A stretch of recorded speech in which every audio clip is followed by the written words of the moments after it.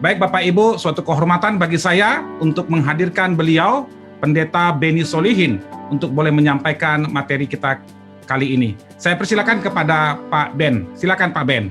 Shalom Pak Freddy, selamat malam. Juga rekan-rekan dari NGPA, terhormat sekali boleh hadir di tengah-tengah saudara. Juga para pendeta, dimanapun Anda berada, para pengkhotbah, baik dengan status hamba Tuhan atau lay speaker, Shalom, terima salam hormat saya. Saudara, perkenalkan nama saya Benny Solihin. Saya kira sebagian dari saudara belum mengenal saya, ada baiknya saya perkenalkan diri. Sebagian lagi barangkali ya saudara sudah mengenal saya. Saya sendiri seorang hamba Tuhan yang lebih banyak menghabiskan waktu di dunia STT, saudara, Sekolah Tinggi Teologi. Hanya 5 tahun pertama saya melayani sebuah gereja, itu pun menjadi asisten pastor. Kemudian 23 tahun ada di STT, ya. Tuhan memberikan saya banyak pengalaman berkhotbah, jatuh bangun, kemudian juga Tuhan memberikan saya menempuh pendidikan di dalam bidang preaching, dalam THM dan juga dalam DEMIN. Kemudian saya mengajar begitu lama, mempunyai mahasiswa jumlahnya barangkali 1000 ada saudara, dan memeriksa banyak tugas-tugas mereka. Jadi saya mengkoreksi khotbah-khotbah mereka tuh udah ribuan saudara. Nah, pengalaman itu sungguh kaya, sungguh kaya. Saya memang bercita-cita kalau saya sudah emeritasi, saya ingin sekali membagikan lebih luas daripada sekedar berada di alma mater saya. Alma mater yang saya cintai, tapi terpaksa juga saya harus tinggalkan untuk boleh berbagi ke banyak pengkhotbah. Satu keinginan saya saudara, preach the word biblically.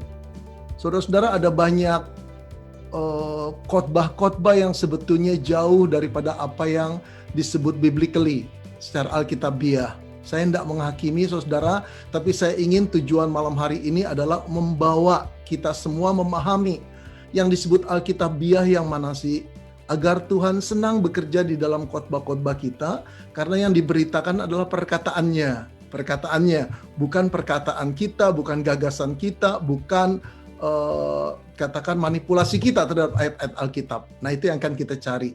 Semoga ini memperkaya saudara, dan sejak saat ini betul-betul saudara terarah kalau khotbah itu mau kemana, ya. Ya. Oke, saudara. Preach the word biblically. Saudara, keinginan saya hari ini adalah dengan tujuan saudara memahami apa sih mengkhotbahkan firman secara alkitabiah, agar kita terarah betul-betul yang kita beritakan firman Tuhan. Nah, saudara, saya sendiri mendirikan sebuah lembaga namanya Indonesia Preaching Ministry. Kalau saudara ingin mampir di Instagram, Facebook, YouTube, semuanya Indonesia Preaching Ministry. Di situ ya saudara ya. Saudara akan dapat banyak pelajaran-pelajaran homiletika, contoh-contoh khotbah, ilustrasi ada di sana. Oke, saya mau mulai. Saudara, yang menyedihkan kalau kita mengamati keadaan di sekeliling kita atau khotbah-khotbah di YouTube, saudara, saya menduga, ini dugaan saya saudara, bukan penyelidikan yang utuh, survei yang utuh. Ada pengkhotbah-pengkhotbah yang kalau menafsir Alkitab itu dalam taraf sekenanya, sekedarnya, semaunya gitulah saudara ya. Nah, jalan ceritanya begini, dia akan berkhotbah, dia tahu, kemudian dia melihat Alkitab, dia mereka-reka saja saudara. Tidak studi dengan baik, tidak mengerti pesannya, dia reka-reka. Misalnya dia reka-reka XYZ. Ayat ini bicara beginilah. Kemudian dia menyampaikannya kepada jemaat XYZ juga, hasil rekaan dia. Tanpa persiapan yang baik, tanpa pergumulan, tanpa membaca sumber-sumber yang baik, dia sampaikan. Nah, ketika terjadi seperti ini, saudara, seorang hamba Tuhan cuma menafsir Alkitab sekenanya, dampaknya apa sih? Yang pertama, saya boleh mengatakan jemaat hari itu tidak mendengar firman Tuhan. Nampaknya agak keras, saudara ya, jemaat tidak mendengar firman Tuhan. Jadi firman siapa yang didengar oleh jemaat? Ya, firman rekaan daripada sang pengkhotbah. Dampak yang kedua, tidak ada perubahan hidup. Kalau kita yang menghormati otoritas Alkitab sebagai firman Tuhan, yang bisa mengubah hidup dari jemaat itu hanya firman. Hanya Allah sendiri dengan perkataannya yang bisa mengubah hidup. Bukan perkataan seorang manusia, sehebat apapun dia. Nah, kalau seorang pendeta, saudara, mengabarkan yang bukan firman, bagaimana kita bisa yakin adanya perubahan hidup yang sejati? Tapi barangkali ada beberapa yang berargumen, cuma kalau saya khotbah, Pak, orang selalu bilang dapat berkat. Nah, saudara, ini yang menariknya. Seringkali jemaat berkomentar, terima kasih Bu, terima kasih Pak, saya dapat berkat. Nah, istilah berkat sendiri nggak jelas, saudara. Terminologi itu nggak jelas bagi kita, nggak jelas bagi dia. Pokoknya ada yang indah namanya berkat. Ada yang menyentuh namanya berkat. Datangnya dari Tuhan atau enggak, pokoknya namanya berkat. Ketika perkataan pengkhotbah mengingatkan pada satu kejadian disebut berkat. Nah, yang saya ukur bukan berkat begitu, saudara. Tapi apakah ada perubahan yang sejati ketika seseorang mendengar firman Tuhan? Nah, kita yakini kalau kita memberitakan firman akan ada perubahan itu. Nah, dampak yang ketiga, saudara, ketika orang menafsir Alkitab sekenaknya, seenaknya, semaunya, tidak tepat, dalam jangka panjang jemaat akan lesu rohani, saudara. Karena yang dia dengar bukan firman. Yang dia dengar barangkali gagasan si pengkhotbah, pemikiran si pengkhotbah, metode-metode bagaimana mencari kawan, bagaimana mencari pasangan, bagaimana supaya hidup bisa bertahan dalam kesulitan. 1, 2, 3, 4. Semua khotbah-khotbah seperti itu yang didengarkan. Nah, dalam jangka panjang orang akan merasa paham, mengerti, mau dijalankan, tapi nggak ada kekuatan rohaninya. Karena menurut saya bukan dalam level firman, saudara. Dampak yang keempat, dalam jangka panjang, gereja tidak akan bertumbuh. Nah, gereja tidak bertumbuh, saudara, berbeda dengan gereja yang dipenuhi oleh orang. Saya tidak bicara secara kuantitas, saudara. Bisa jadi dulu gereja cuma 50 orang, kanak-kanak rohani. Sekarang gereja ada 5.000 orang, kanak-kanak rohani. Yang banyak cuma kanak-kanak rohani, saudara. Tapi yang diinginkan oleh sebuah gereja, saudara, di dalam bayangan Tuhan, kehendak Tuhan adalah orang-orang yang menjadi anggota gereja itu bertumbuh secara rohani, menjadi dewasa rohani. Sebab orang yang mengubah dunia bukan kanak-kanak rohani, saudara. Orang yang dewasa rohani. Oleh karena itu, saudara, perlu kita berkhotbah firman Tuhan betul-betul, sehingga gereja secara keseluruhan dan global itu bertumbuh. Ya, yang pertama, saya mengamati ada pengkhotbah yang nampaknya kalau berkhotbah menafsir bagian yang dikhotbahkan itu sekenanya. Yang kedua, saudara, ini lebih keras lagi nih. Memanipulasi firman Tuhan. Entah sengaja atau tidak sengaja, sadar atau tidak sadar, saudara. Barangkali karena paradigma bahwa berkhotbah itu memang seperti itu. Sehingga tidak ada usaha lain kecuali mengarang-arang, saudara. Sehingga tanpa sadar dia jatuh pada memanipulasi firman Tuhan. Saudara, seorang pendeta berkata begini, kalau saya khotbah 20 menit persiapan jadi, Pak. Lama-lama khotbah itu dulu menakutkan, Pak. Lama-lama enggak menakutkan, gampang saja kok, Pak. Kita tinggal lihat terus ngomong apa jadi. Oh, saya baru tahu, Pak. Waduh, minta maaf, saudara. Kalau konsepnya seperti itu, barangkali ini termasuk mengarang sekenanya atau sedang memanipulit firman Tuhan. Mari kita lihat ya. Saudara, ada seorang pendeta yang akan berkhotbah. Ini gambaran daripada slide saya. Kemudian dia punya ide, satu gagasan, satu pemikiran, X, Y, Z lah begitu ya, YZ. Dia mau mengkhotbahkan ini. Dengan kata lain, pesannya sudah ada di kepala dia. Lalu dia dengan pandainya mencari ayat Alkitab yang cocok dengan gagasannya. Nah, dia tidak peduli apakah ayat itu betul-betul sesuai dengan apa yang dia pikirkan. Yang penting ayat itu bisa ngebonceng kemana dia mau. Kemudian setelah itu dia berkhotbah berdasarkan ayat itu. Tetapi sebetulnya idenya sudah ada di kepala dia. Idenya bukan berasal dari ayat Alkitab, dari pesan Alkitab, tapi dari pikiran dia. Kemudian dikatakan kepada jemaat pagi itu atau hari itu. Apa yang dikatakan? YZ sesuai dengan gambarannya. Nah, pertanyaannya, betul gak sih hari itu jemaat itu mendengarkan firman yang Alkitabiah? Mari kita lihat, saudara, dampaknya apa.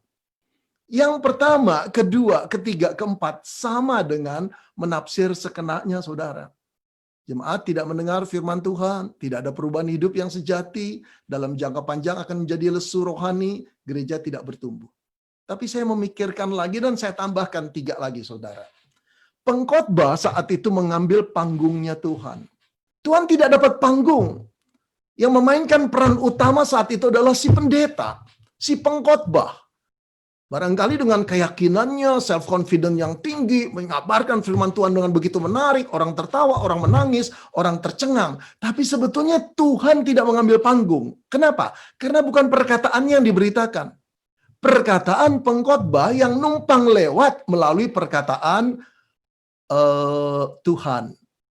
Dampak yang keenam, jemaat salah memahami Alkitab dan Allah. Ini yang menyedihkan loh, saudara. Seharusnya jemaat tidak memahami Tuhan seperti itu, Alkitab seperti itu. Tapi karena keyakinan pengkhotbah luar biasa dalam memanipulasi firman Tuhan, jemaat yakin bahwa Allah seperti itu. Jemaat yakin bahwa Alkitab seperti itu.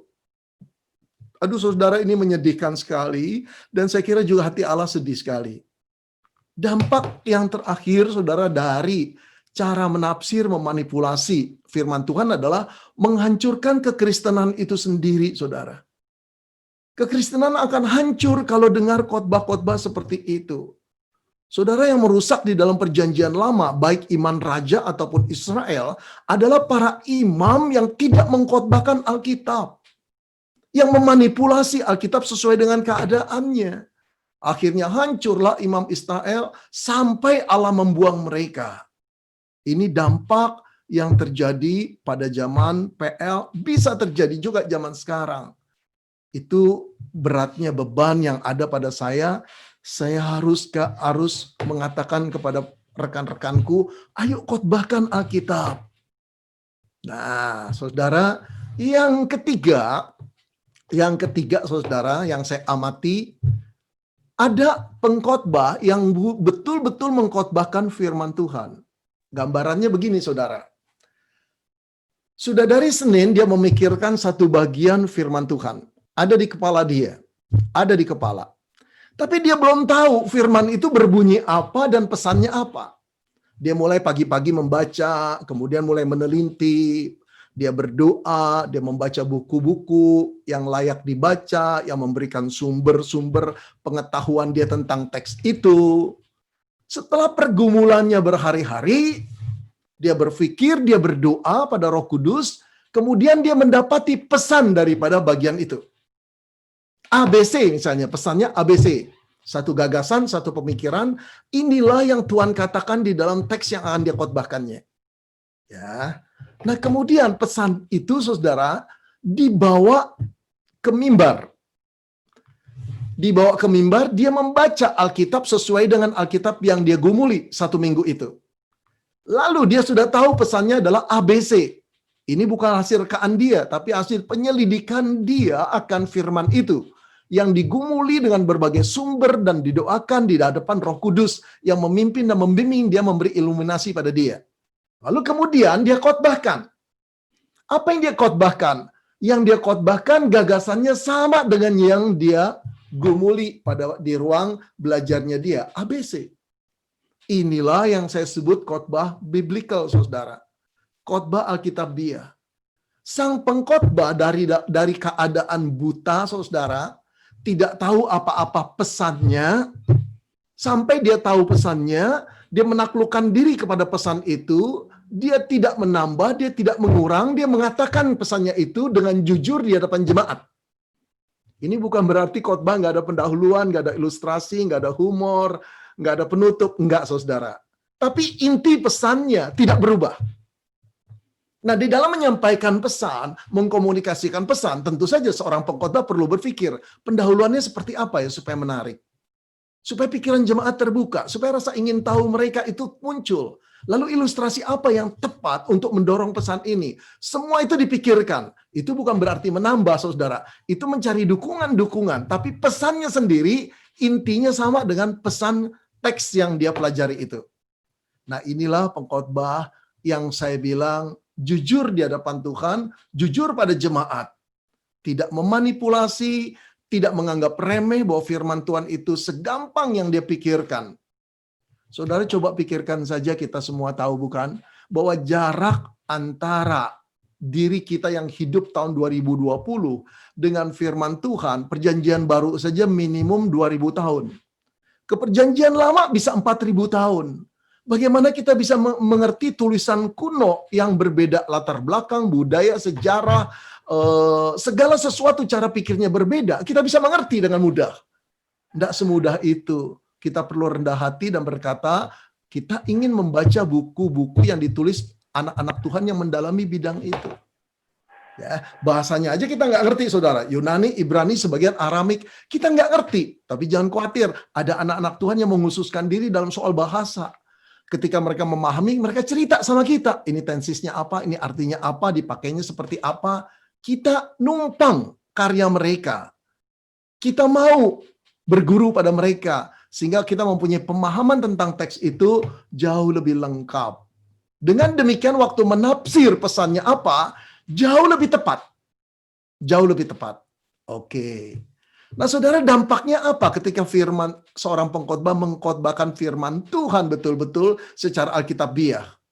Yang pertama, Tuhan berfirman saat itu. Tuhan berfirman saat itu, saudara. Dengan kata lain, Tuhan mengambil panggung yang memang panggungnya Tuhan. Tidak ada sedikit pun pengkhotbah mencuri kemuliaannya. Dia tidak berkata bahwa inilah pikiranku, inilah gagasanku. Enggak, inilah firman Tuhan.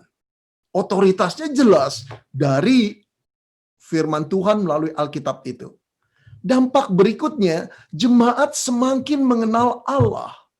Karena firman itu tulisan Allah, karena firman itu berfokus kepada Allah, mereka semakin mengenal Allah. Yang ketiga, kerohanian jemaat bertumbuh. Karena soal rohani hanya tumbuh bukan dengan hal jasmani, tetapi dengan hal-hal yang rohani juga. Makanan yang Tuhan siapkan buat jemaatnya. Yang keempat, dampak kalau kita mengkhotbahkan Alkitab secara alkitabiah adalah kekristenan secara global atau domestik bertumbuh, saudara. Muncullah orang-orang Kristen yang betul-betul dewasa, yang matang dalam setiap situasi yang sulit ataupun yang tidak sulit, dalam setiap situasi yang mengalami mengalami bahaya atau mengalami damai sejahtera, mereka tangguh. Karena makanannya setiap hari adalah firman, atau setiap minggu mendengar khotbah adalah firman. Oke, saudara, jadi penting sekali mengkhotbahkan firman Tuhan secara alkitabiah. Nah, barangkali ada saudara yang berkata, ngomong-ngomong, apa sih artinya mengkhotbahkan firman secara alkitabiah? Ini yang saya mau dalami, saudara. Lihat ya. Artinya, yang pertama, berita khotbah seorang pengkhotbah pada saat itu berasal dari amanat teks dari nats Alkitab yang dia sedang khotbahkan. Saya ulang ya. Apa artinya berkhotbah, mengkhotbahkan firman Tuhan secara alkitabiah? Artinya, berita utama khotbah pada saat itu berasal dari amanat teks atau pesan teks dari nats yang sedang dia khotbahkan. Bukan dari tempat lain, bukan dari pikiran pengkhotbah, bukan gagasan filsuf, bukan gagasan sosiolog atau psikolog. Tetapi gagasan utama khotbah itu berasal dari nats di teks yang sedang dia khotbahkan. Nah, saudara, sekarang saya ingin memperkenalkan istilah amanat teks. Amanat itu satu pesan penting, saudara, betul tidak? Pesan penting dari teks yang sedang kita khotbahkan. Saya ingin mendefinisikan amanat teks itu seperti ini. Amanat teks adalah pesan utama dari suatu teks. Sebagaimana yang dimaksudkan oleh penulisnya kepada pembaca pertamanya. Nah, perhatikan seketat inilah khotbah Alkitabiah, saudara. Pesan utama. Jadi teks itu misalnya ada 5 ayat. 5 ayat itu saudara harus bongkar betul-betul, studi betul-betul, sehingga memahami seluruhnya artinya apa, kemudian menggabung jadi satu menjadi pesan utama. Jadi pesan utama itu adalah satu pesan di dalam teks itu, pesan yang sebetulnya diinginkan atau dimaksudkan oleh penulisnya kepada pembaca pertamanya, original readers. Nah, saudara, kalau saya contohkan begini ya, kalau kita mengkhotbahkan 1 Korintus 13 tentang kasih, kasih itu sabar, kasih itu murah hati, kasih itu bla bla bla bla bla.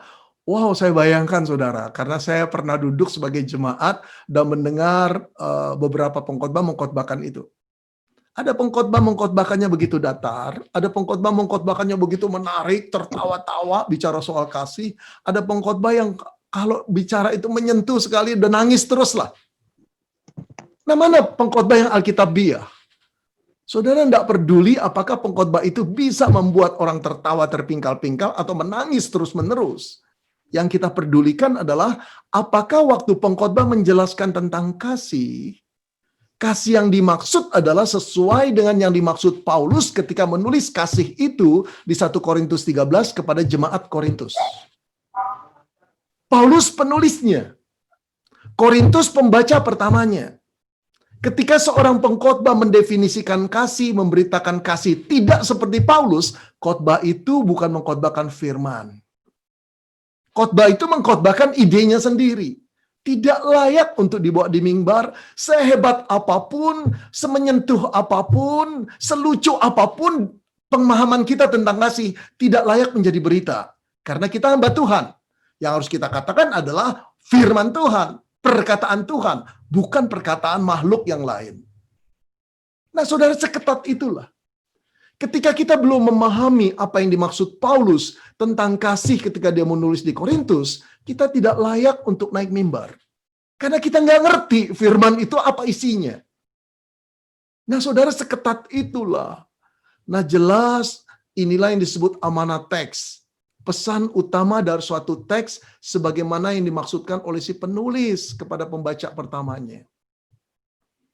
Kalau demikian, kita benar-benar harus studi, bukan saudara?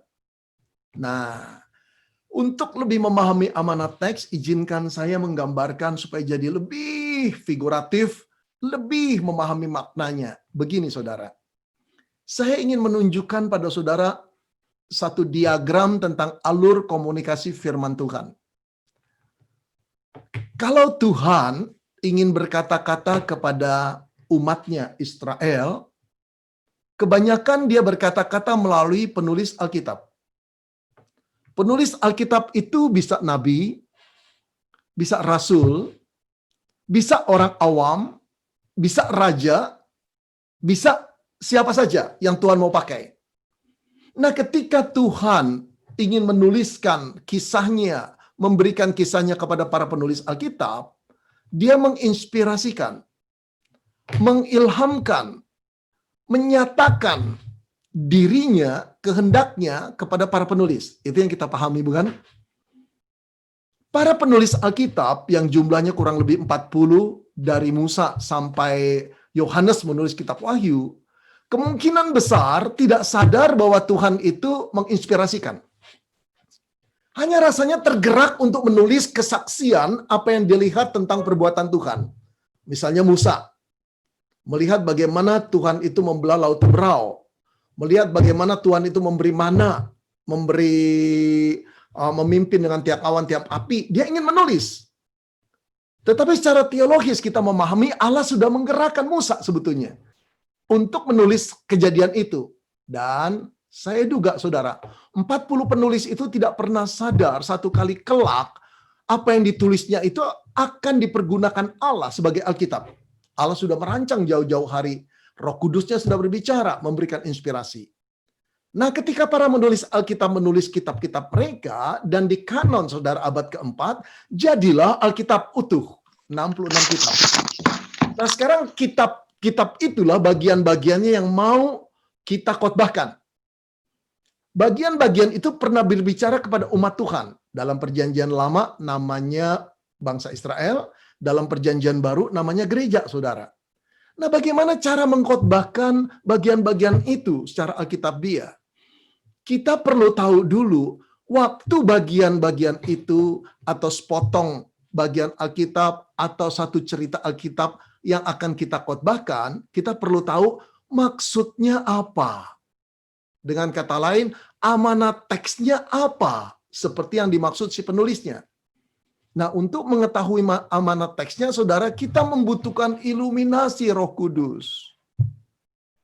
Iluminasi artinya penerangan, saudara. Iluminasi artinya penjelasan. Iluminasi artinya pimpinan Roh Kudus untuk kita memahami. Jadi nggak pernah lepas, saudara. Persiapan seorang hamba Tuhan untuk membawakan firman tidak pernah lepas dari ketergantungannya akan Roh Kudus. Lalu, saudara, iluminasi itu akan membuat kita, mendorong kita juga untuk memahami firman itu dengan baik dan benar. Tentu saja Roh Kudus lebih menghargai seorang hamba Tuhan yang juga berupaya dengan kecerdasannya, dengan akal budinya, membaca banyak masukan-masukan dari anak-anak Tuhan yang lain. Yang pernah diiluminasikan juga oleh beliau, bukan? Jadi Roh Kudus nggak bekerja awal lagi dari kita, dari step awal. Ada banyak anak Tuhan di sepanjang zaman, di dalam keahliannya, Roh Kudus sudah mengiluminasikan mereka. Jadi ilmu itu bersifat akumulatif, bukan saudara? Setelah kita mendapatkan itu, kita menemukan amanat teksnya. Inilah yang maksud si penulis. Pesan utama dari bagian yang kita mau khotbahkan. Amanat teks inilah yang menjadi dasar khotbah kita, saudara. Perlu kita rubah dulu menjadi amanat khotbah, menjadi pesan khotbah. Sering orang mengatakan ini pesan teologis. Artinya pesan yang masa lalu dibawa ke masa sekarang. Sehingga tidak berbau lagi tidak berbau past tense lagi, saudara. Kalimat itu menjadi kalimat universal.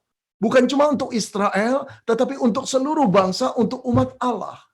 Amanat khotbah itu adalah satu kalimat yang dirumuskan dari amanat teks. Kalau seorang pengkhotbah belum bisa merumuskan satu kalimat kebenaran apa yang dia mau katakan pada jemaat, itu khotbah yang belum selesai, saudara. Itu sebabnya banyak pengkhotbah membingungkan jemaat. Ketika saya sendiri mendengar khotbah bingung, saya tahu pengkhotbah belum mendapati amanat teks. Sehingga dia tidak punya amanat khotbah. Nah, saudara, ketika pengkhotbah itu telah mempunyai amanat khotbah, maka berita itulah yang disampaikan kepada jemaat modern. Tentu saja ditambah pendahuluan, ditambah cara penjelasan dia yang ada analoginya, ada kiasannya, ada perumpamaannya, ditambah dengan ilustrasi, ditambah aplikasi, khotbah itu jadi menarik. Beritanya dalam satu teks sama, saudara. Dari zaman lampau ke zaman sekarang tidak akan pernah berubah. Jadi jangan cari sesuatu yang baru di Alkitab, saudara. Rasanya kok kalau mengkhotbahkan garam dan terang dunia, semua orang sudah tahu. Orang Samaria yang murah hati, perumpamaan orang Samaria yang murah hati, orang sudah tahu. Kita dipanggil untuk memberitakan berita yang kuno, saudara. Tapi tugas kita adalah merefleksikan yang kuno itu menjadi berita yang betul-betul hangat di dalam dunia masa kini. Itu tugasmu dan tugasku. John Stott berkata dalam satu bukunya Between Two Worlds, saudara. Jadi kita pengkhotbah itu berdiri di dunia benua, di dua dunia. Kaki yang satu dunia Alkitab, dunia kuno, untuk memahami pesan Allah di dalam teks itu apa. Kemudian setelah dapat membawanya ke dunia yang sekarang, dengan memahami dunia modern seperti apa. Kemudian berita yang kuno itu diterapkan dalam dunia modern sehingga firman Allah tetap menjadi firman yang tidak berubah selama-lamanya. Nah, saudara-saudara yang dikasihi Tuhan, seketat inilah khotbah Alkitabiah. Prihatin, saudara, kalau lihat banyak khotbah hasil karangan dari sang pengkhotbah. Lebih prihatin lagi, jemaat juga tidak bisa membedakan.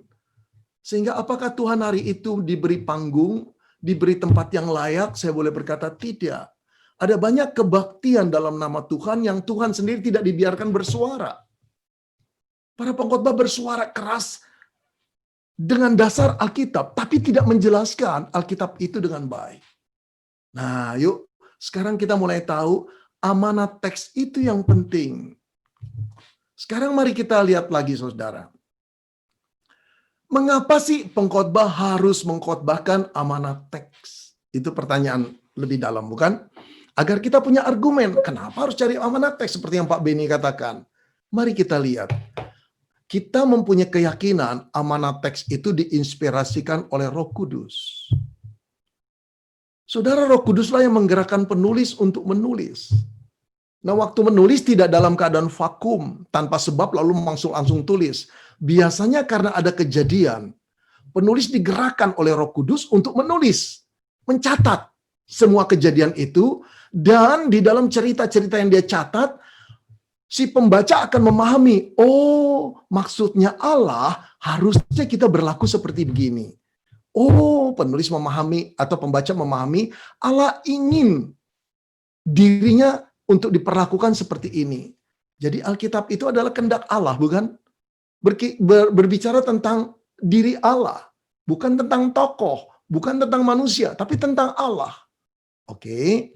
Nah, ketika Roh Kudus memimpin para penulisnya, menginspirasikan, pesannya itu saudara-saudara dijaga luar biasa, sehingga tidak salah. Tentu saja ketika pesannya harus dijaga, penataan kalimatnya, kata-katanya, dia juga mengatur para penulis. Tapi tidak mendikte, saudara. Dia mengatur sedemikian rupa sehingga para penulis mempergunakan keahliannya, kemahirannya di dalam dunia sastra. Sehingga mereka menulis setepat apa yang dimaksud, pesan yang dimaksud Roh Kudus. Kalau kita dapat pesan itu, itulah yang disebut khotbah Alkitabiah. Itulah yang disebut Allah berbicara. Oke. Saudara-saudara, 2 Timotius 3 ayat 16 berkata begini. Segala tulisan yang diilhamkan Allah, diinspirasikan oleh Allah, memang bermanfaat untuk mengajar, untuk menyatakan kesalahan, untuk memperbaiki kelakuan, dan untuk mendidik orang dalam kebenaran. Artinya apa? Kalau kita mau mengkhotbahkan firman Tuhan yang merubah, yang membuat orang terdidik, yang membuat orang bisa berubah di dalam kelakuannya, khotbahkanlah tulisan yang diilhamkan Allah. Apa yang diilhamkan Allah itu? Alkitab. Di dalam spesifiknya apa? Amanat teks. Jadi kenapa kita khotbahkan amanat teks? Karena amanat itulah yang diilhamkan oleh Tuhan.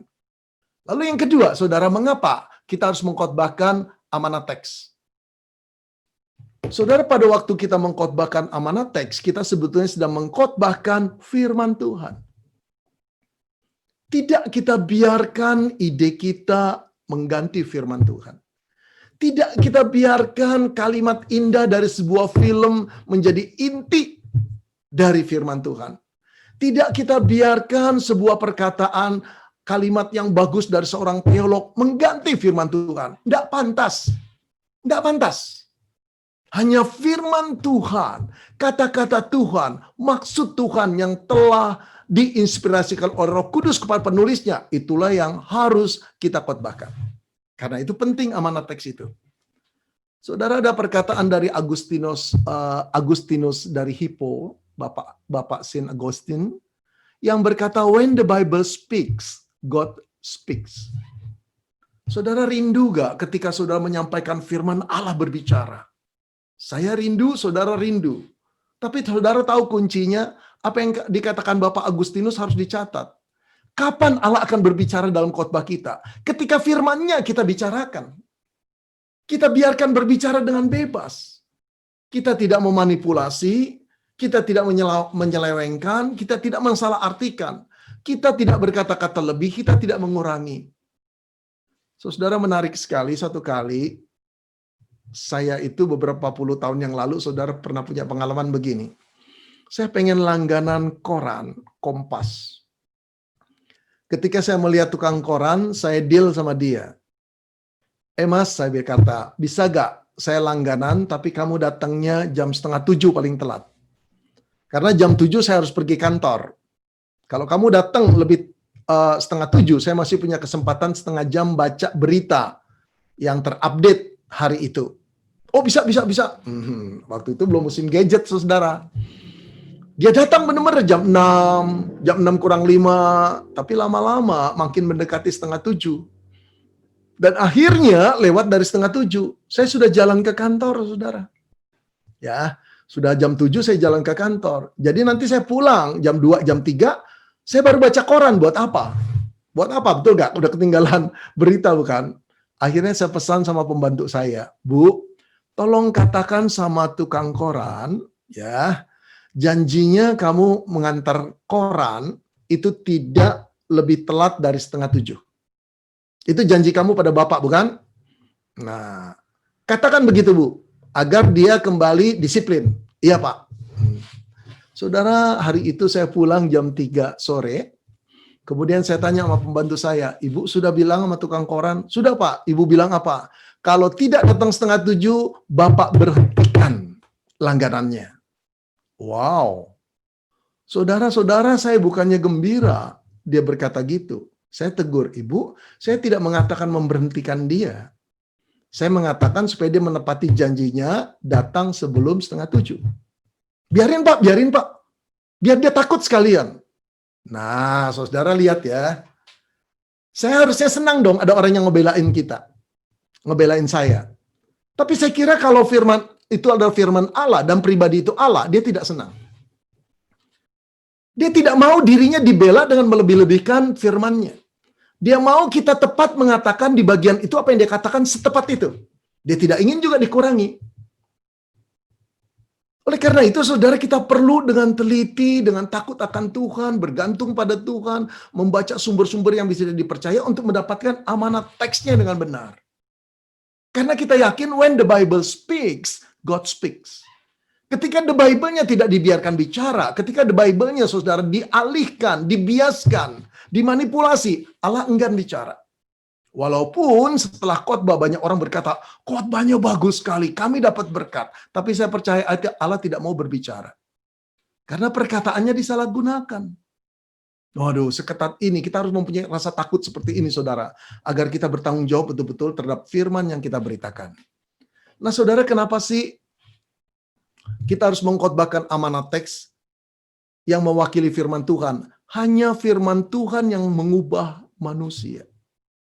Hanya firman Tuhan, bukan perkataan manusia. Kalau kita tidak mempunyai berita dari firman Tuhan, jangan harapkan, saudara, orang yang mendengar berubah. Mari kita lihat lagi keyakinan yang dikatakan oleh para nabi atas dasar firman Tuhan. Tuhan berkata kepada Yesaya, demikianlah firmanku yang keluar dari mulutku.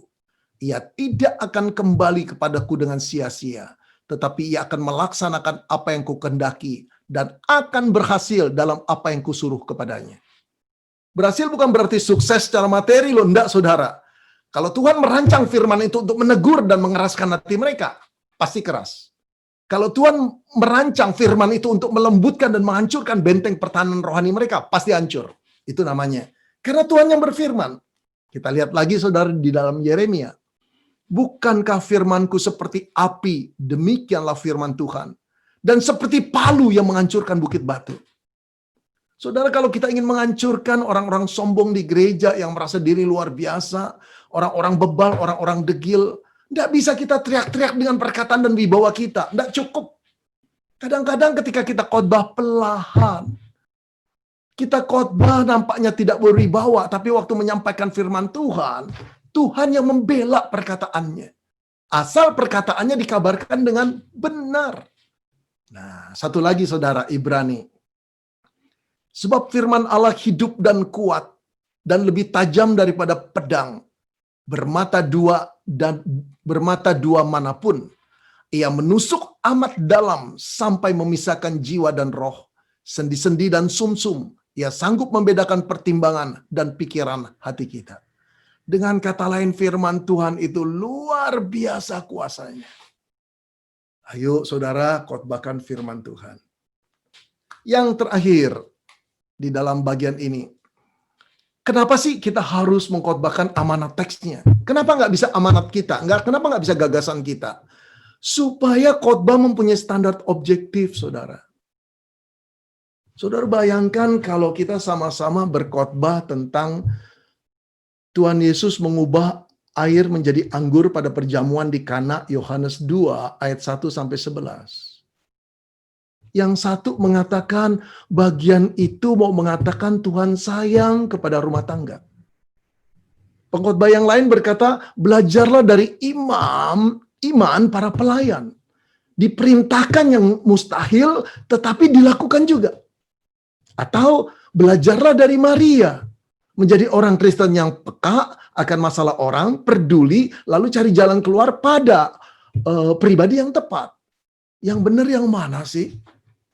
Apakah khotbah bisa gado-gado seperti itu, saudara? Beritanya, bukan idenya loh, bukan masuk angle-nya, saudara, bukan beritanya. Kita kembali harus bertanya, waktu Yohanes 2, perjamuan di Kana itu ditulis oleh penginjil Yohanes, dia mau pembacanya memahami apa? Itulah amanat teks, saudara. Tanpa kita mengejar amanat teks, tanpa kita punya paradigma, tanpa kita punya standar bahwa amanat teks yang harus dikhotbahkan, khotbah itu akan jadi berbeda-beda beritanya, padahal teksnya sama. Satu kali kelak kalau dikumpulkan, esok akan menjadi teologi yang berbeda juga, saudara. Kenapa? Sebabnya, karena setiap orang secara biblical theology tidak kembali ke amanat teks. Maksud si penulis apa? Kita yakin maksud penulis itu diinspirasikan oleh Roh Kudus. Saudara-saudara, sampai sini dulu. Ya. Sampai sini dulu. Saya potong dulu. Saya menanti tanya jawab. Ada pertanyaan-pertanyaan dan saya menjawabnya. Saya serahkan pada Pak Freddy lagi ya. Saudara jangan segan-segan kalau ingin bertanya. Ya. Oke, sebaiknya kita langsung saja masuk dalam pertanyaan. Saya bacakan ya Pak Ben, ada pertanyaan di chat room. Baik, pertanyaan dari Widya Putra Madiun.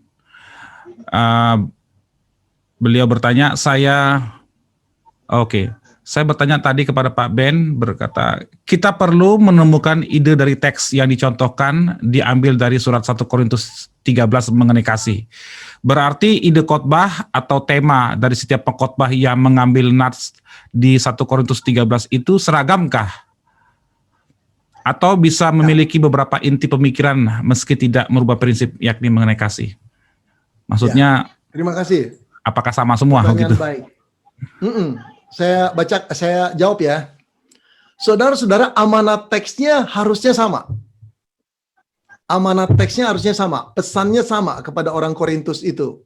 Ya, paling sedikit temanya sama. Temanya tentang kasih. Ya. Itu sama, mengalami kesamaan. Tetapi apakah topiknya di dalam khotbah harus sama? Nah, topik itu kan buatan kita. Kadang-kadang di dalam membuat topik atau membuat tema untuk dipublikasikan punya daya unsur advertensi. Ya, tapi yang saya mau katakan beritanya seharusnya sama. Tidak boleh tidak. Nah, apakah berita yang sama itu tidak membosankan? Oh, beda-beda, saudara. Ketika satu perikop yang sama, beritanya sama, dikhotbahkan 3 orang pengkhotbah, jemaat akan rasa beda-beda, saudara. Kenapa? Pengkhotbahnya berbeda, budayanya berbeda, cara pikirnya berbeda, pengambilan ilustrasinya berbeda, pengambilan pendahuluan dan penutup berbeda, cara mengaplikasikannya berbeda, sangat berbeda. Beritanya harusnya sama. Itu jawaban saya. Ya, terima kasih Pak Ben. Berikutnya ada pertanyaan dari Frankie Pontianak. Bagaimana jika kita diundang khotbah dan diminta menyampaikan khotbah topikal? Bukankah itu ada ide terlebih dahulu dibanding amanat teks? Maksudnya bagaimana menghadapi kalau kita diundang, topiknya sudah ditentukan oleh yang mengundang? Ya, nah begini saudara, kalau saudara terus-menerus berkhotbah secara ekspositori, yang tadi saya jelaskan, atau alkitabiah, khotbah topikal nggak jadi masalah. Memang muncul topiknya dulu, muncul di kepala kita. Misalnya topiknya adalah tetap tenang dalam situasi yang menggelisahkan. Pegang tetap tenangnya, betul gak? Tetap tenang itu identik dengan tetap percaya. Siapa sumber ketenangan? Tuhan. Karena itu percaya pada Tuhan. Kita sudah dapat idenya. Baru kita cari ayat-ayat yang berbicara tentang percaya pada Tuhan di dalam keadaan yang katakan tidak mendukung, menggelisahkan, bahaya, begitu. Nah, waktu kita cari ayat-ayat itu, misalnya ada di 4 tempat. 4 tempat itu harus kita selidiki satu persatu. Apakah betul tetap tenangnya dalam keadaan yang menggelisahkan. Jangan-jangan tetap tenang di dalam keadaan kemakmuran. Agak beda konteks bukan? Kalau itu terjadi, kita nggak sejalan. Yang itu dibuang. Dengan kata lain, khotbah topikal, datang idenya, topiknya duluan. Tapi tugas kita adalah mencari ayat-ayat yang tepat sehingga ayat-ayat itu tidak kita paksa. Tapi ayat itu sesuai dengan pesannya yang kita khotbahkan. Itu pun menjadi khotbah Alkitabiah. Ya. Jadi dengan kata lain, apakah kita akan berkhotbah satu teks, dua teks, topikal, semua harus Alkitabiah. Harus expository. Itu jawaban saya. Ya, baik Pak Ben. Ini ada pertanyaan lagi Pak dari Jerry Bulolo, Surabaya. Ditanya, saya seringkali menjumpai pengkhotbah-pengkhotbah yang memanipulasi firman dengan alasan dia mendengar suara Roh Kudus. Sehingga dia tidak perlu lagi eksegesi sebuah ayat. Jadi, bagaimana memberi penjelasan yang singkat kepada orang itu? Kemungkinan besar, saudara, saya menduga ya, ada beberapa sebab orang bisa berkata, Roh Kudus berkata kepada saya. Roh Kudus menjelaskan kepada saya. Ada beberapa sebab. Yang pertama, pengetahuannya memang kurang soal iluminasi dan inspirasi. Saudara-saudara, firman itu cuma datang pada para penulis Alkitab. Kita para pembacanya. Kalau Roh Kudus datang kepada para penulis Alkitab, baik dalam pikiran, itu disebut inspirasi, pengilhaman. Kita nggak pernah diinspirasikan, saudara. Kalau kita, hamba Tuhan diinspirasikan oleh Roh Kudus, muncullah kitab-kitab baru nanti. Alkitab kita sudah selesai, sudah canon, sudah komplit, sudah tidak bisa ditambah lagi, tidak bisa dikurang lagi. Satu ion pun tidak bisa, kata Tuhan Yesus. Nah, kita diterangi oleh Roh Kudus. Jadi kalau kita mau berkata, Roh Kudus berkata-kata kepada saya, itu perkataan secara pengertian keliru. Jangan pernah dipakai, saudara. Ya, orang yang ngerti teologi pasti merasa, Nah, pertama memang pengetahuan yang kurang. Kedua memang ada orang-orang tertentu untuk mendatangkan wibawa, pakai kalimat seperti itu, saudara.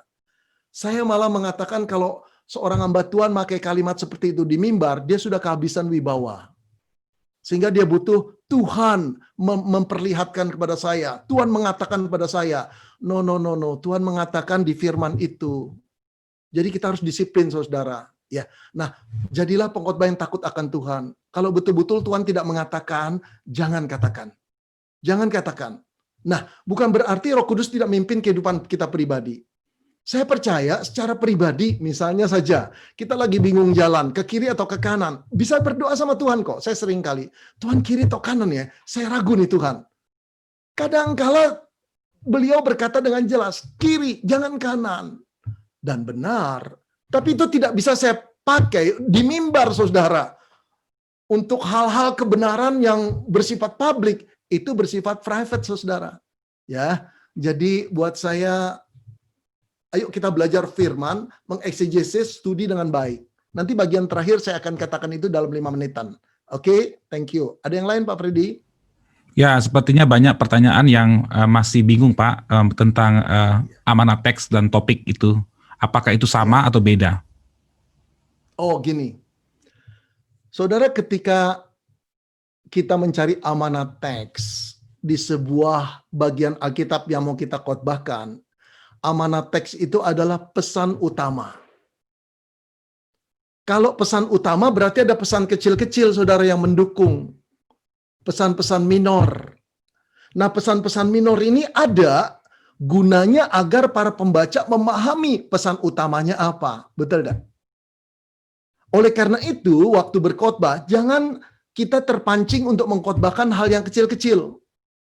Tapi pesan utamanya apa? Pesan utamanya apa? Setelah dapat pesan utama ini seperti yang dimaksud si penulis. Nah, pesan utamanya ini kita ringkas jadi satu kalimat, saudara. Cuma satu kalimat loh. Nah, di dalam kalimat ada subjek, ada predikat, bukan? Itu kalimat yang lengkap. Subjek, predikat, paling tidak dua ini. Plus objek, plus keterangan. Tapi paling tidak ada dua. Satu subjek, satu predikat. Nah, subjek itulah yang sering disebut tema, topik, judul itu. Tapi ini tema dari teks itu, judul dari teks itu, topik dari teks itu. Teks yang akan kita khotbahkan, misalnya topiknya adalah persembahan yang berkenan di hadapan Allah atau ibadah yang diterima Allah. Itu topiknya di dalam Amos. Lalu pelengkapnya apa? Ibadah yang berkenan di hadapan Allah, itulah yang Allah sukai dari umatnya. Itu predikatnya. Nah, saudara gabungkan kalimat itu jadi satu kalimat. Itulah inti khotbah kita. Nah, sekarang saya ingin berkata, bagaimana kalau gereja mengirim surat atau memberi tema sama kita? Jelas suka berbeda, saudara. Karena kita maklum, si pemberi surat itu belum mengeksegesis teks itu. Dia terka-terka. Nah, ketika keadaannya seperti itu, saudara sudah memahami 3 hari, 4 hari, dan dapati tema atau amanat teks dari amanat teks di teks yang kita khotbahkan itu berbeda dengan surat yang diberikan pada kita. Khotbahkanlah amanat teks yang saudara sudah dapat hasil penyelidikan saudara. Itu namanya khotbah Alkitabiah. Kalau kita mengikuti surat yang diberikan, yang kita tahu kadangkala dibuat sepintas selalu saja, khotbah itu tidak memberi panggung buat Tuhan hari itu. Karena kita membelokkan. Asal didengarlah, asal diaplikasilah, asal nyeleweng, asal nyimpanglah. Enggak. Seorang hamba Tuhan enggak akan begitu. Dia akan tetap setia mengkhotbahkan apa yang Tuhan katakan di teks itu. Semoga lebih jelas ya, saudara ya. Jadi kalau ada titipan dari pendetanya atau dari majelis untuk menegur jemaat dengan menggunakan ayat firman Tuhan, jemaat kami perlu ini Pak, tolong ditegur dengan ini. Bagaimana tuh Pak sikap kita sebagai tamu, pengkhotbah tamu? Nah, begini. Seandainya ada titipan, baik juga sebetulnya titipannya begini. Keadaan gereja kami, Pak, sedang lesu. Kebaktian online membuat mereka tambah mundur imannya. Perlu satu firman, Pak, yang mengingatkan. Ini kan titipan. Tapi titipan itu membuat kita lebih kaya audiens siapa yang akan kita khotbahkan. Ada gak firman yang beritanya adalah tetaplah teguh di dalam keadaan apapun. Misalnya, ketika kita menemukan firman yang seperti itu dan cocok dengan keadaan jemaat, itulah keadaan yang paling baik. Khotbahkan tetap. Tapi jangan sampai dikasih teks dan ayat ketika saudara menyelidikinya tidak cocok dengan tema yang diberikan. Saudara mengikut tema yang diberikan, saya kira kita perlu berani untuk mengatakan bukan begitu. Ya tentu di mimbar kita tidak katakan, saudara-saudara temanya salah nih. Nggak usah lah. Ya, temanya salah, enggak. Tapi jangan diaplikasi ke sana. Iya.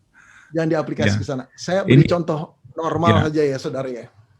Kalau satu tema bercerita tentang kesetiaan Allah, tapi dikasih satu tema, amanat teksnya, Allah itu setia untuk selama-lamanya kepada perjanjiannya. Lalu kita terima surat, agar jemaat, temanya adalah berilah apa yang telah Tuhan percayakan kepada, atau berilah yang menjadi milik Tuhan. Tujuannya memberi perpuluhan. Oke? Ketika kita selidiki, tidak ada sedikit pun latar belakang perpuluhan. Ini kesetiaan Allah. Memang seorang pengkhotbah kemanapun teks itu bisa diputar kemanapun aplikasinya, bukan? Perhatikan cara saya. Saudara-saudara Allah itu setia. Setia pada perjanjiannya. Bahkan ketika engkau dan saya tidak setia, dia tetap setia. Pertanyaannya, kesetiaan Allah tidak cukupkah membuat engkau setia? Ayo kita periksa masing-masing. Pertama, perpuluhan. Saudara beri tidak? Setia tidak? Lihat saudara ini mulai bergeser, bukan? Teks tidak bicara soal perpuluhan. Dengan sangat pandainya kita mengaplikasi pada perpuluhan. Saudara-saudara, ini bukan maksud Tuhan. Bukan maksud Tuhan sama sekali. Kita sedang memanipulir teks itu supaya jadi seperti surat undangan yang diberikan kepada kita. Jangan sekali-sekali, saudara. Nggak diberkatilah firman seperti itu oleh Roh Kudus. Oke. Ada lagi? Pak Ben, ada banyak pertanyaan sebenarnya, tetapi saya coba merangkum beberapa pertanyaan ya. Ada yang juga bertanya, saya sudah siapkan materi khotbah saya dengan baik.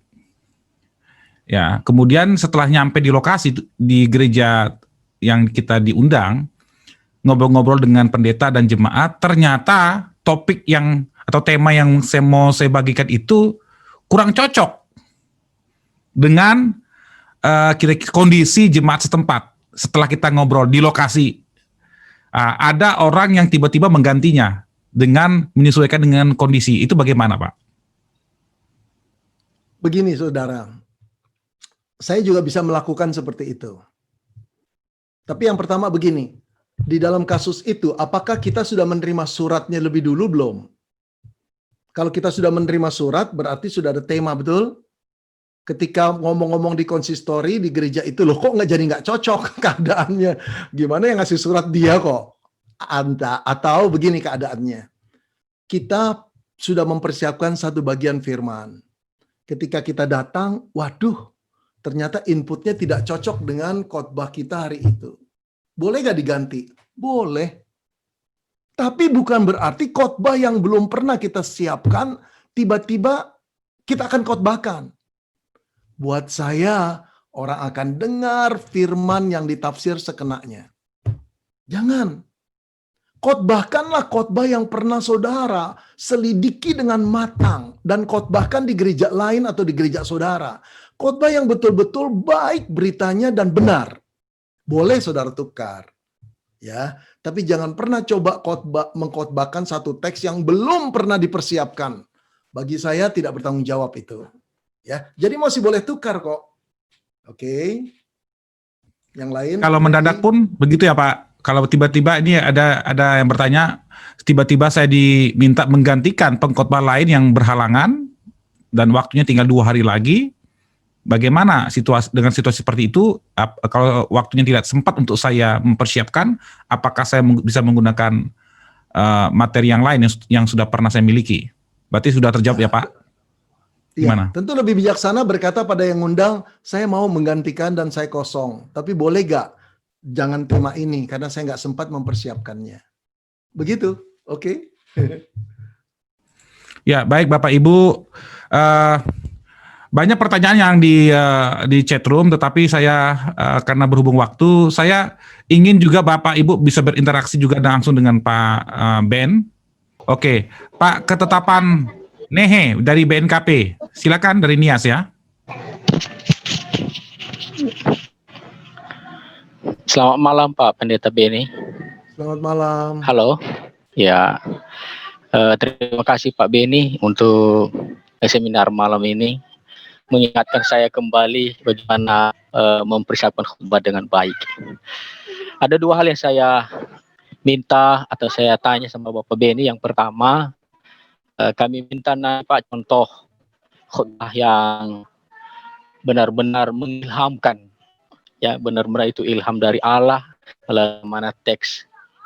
Itu yang pertama. Yang kedua, dari pemaparan yang disampaikan oleh Bapak, saya mengambil kesimpulan bahwa dalam khutbah itu yang pertama-tama adalah bukan masalah khutbahnya, tetapi bagaimana pengkhutbah itu sendiri. Itu yang utama. Ya, mungkin kalau pengkhutbahnya sudah benar-benar memenuhi standar, ya, mungkin itu juga menjadi lebih baik karena dia akan diilhamkan oleh Tuhan. Saya ingin Bapak Beni membagikan kita lah tips-tips Bapak, apa sih yang perlu kita miliki sebagai seorang pengkhotbah sehingga benar-benar khotbah kita itu benar-benar ilham dari Allah. Kira-kira begitu Pak, terima kasih. Ketetapan minta maaf yang pertama tuh tadi apa Pak? Saya terputus-putus. Contoh khotbah Pak yang sesuai dengan amanat teks itu. Iya. Itu yang pertama. Saudara, tadi. saya kira di YouTube juga banyak pengkhotbah baik, saudara, ya, yang sesuai dengan amanat teksnya. Saya harus akui banyak dan saya kagum juga. Tapi tidak sedikit juga yang asal mau ngomong kemana begitu ya. Nah, misalnya begini. Matius 5 ayat 13-16. Kamu adalah garam dunia, lalu kamu adalah terang dunia. Begitu kan ya. Ayat 16-nya biarlah terangmu bercahaya di depan semua orang agar orang melihat perbuatanmu yang baik dan memuliakan Bapakmu di surga. Amanat teksnya ada pada ayat 16 ini. Nah, coba perhatikan khotbah-khotbah seperti itu. Ya, jadi pengkhotbah itu bisa tepat sekali bertanggung jawab. Dia menggiring. Nah, kebanyakan orang berkhotbah fokusnya pada garam dan terang, garam dan terang, garam dan terang.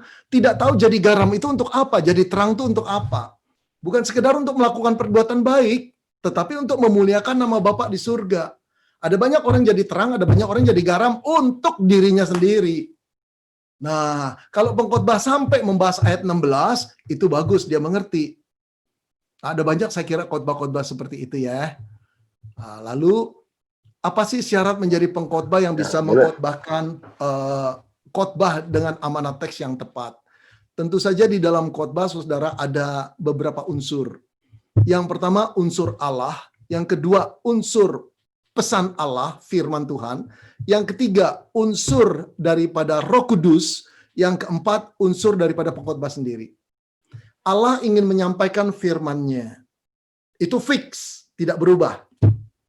Firman-Nya telah ditetapkan dan telah ditulis menjadi sebuah buku Alkitab. Tidak akan berubah, beritanya tidak akan pernah berubah pula. Bagian kita, dia memanggil kita jadi pengkhotbah. Bagian kita mengetahui Allah yang memanggil kita itu, mengetahui Allah yang memanggil kita itu hendak berkata-kata apa di dalam teks yang pernah ditulisnya. Nah, kita perlu sebagai pengkhotbah, yang pertama, kita perlu memakai kecerdasan kita, ketekunan kita, kerajinan kita untuk menyelidiki firman Tuhan. Hamba Tuhan harus lebih banyak menyelidiki Alkitab daripada buku-buku yang lain dan ilmu yang lain. Terus tiap pagi duduk di kaki Tuhan. Tetapi kita mengerti, tidak ada seorang pun yang bisa menafsir Alkitab dengan benar kalau tidak dikaruniai oleh Roh Kudus. Nah, dua hal ini gabung jadi satu. Kerajinan kita, pikiran kecerdasan diri kita, bergantung bertemu dengan Roh Kudus. Dua hal ini kalau Allah ketemukan, pasti akan dipakai Tuhan dengan luar biasa.